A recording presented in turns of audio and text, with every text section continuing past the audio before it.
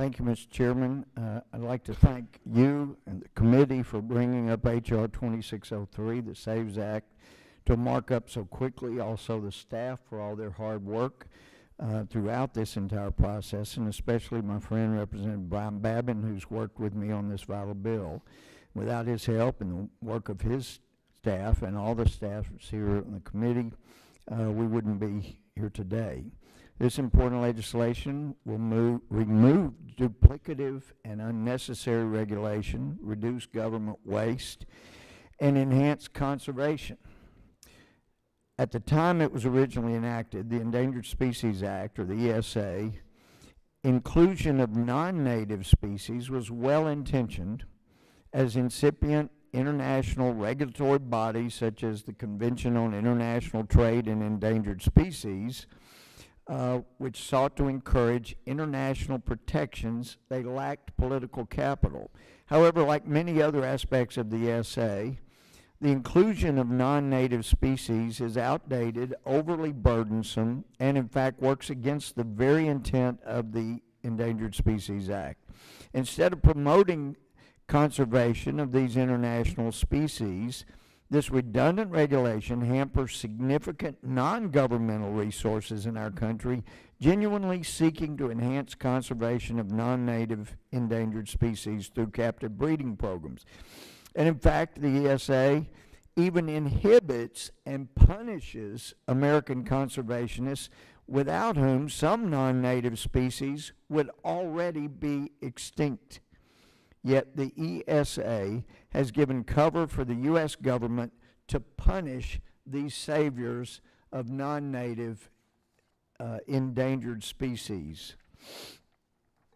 Another example is that the ESA restricts interstate movement. So listing non-native species under the ESA renders properly conducted captive breeding a near impossibility. According to the American Federation of Aviculture, and there are more than 5,000 members, if a collection manager in Missouri would like to bring a new bloodline into their macaw collection from a collection in Pennsylvania, current regulations are so onerous as to bring that plan to a full stop.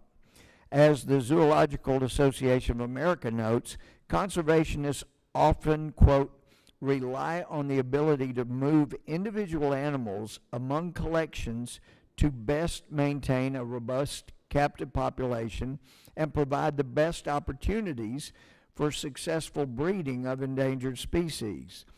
The onerous and prohibitive regulation of captive bred non-native species under the ESA is counterproductive to conservation efforts.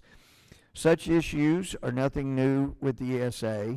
Time and again in the modern world, we see the well-intentioned legislation pit the federal government against the very private citizens who have a vested interest in preserving endangered species.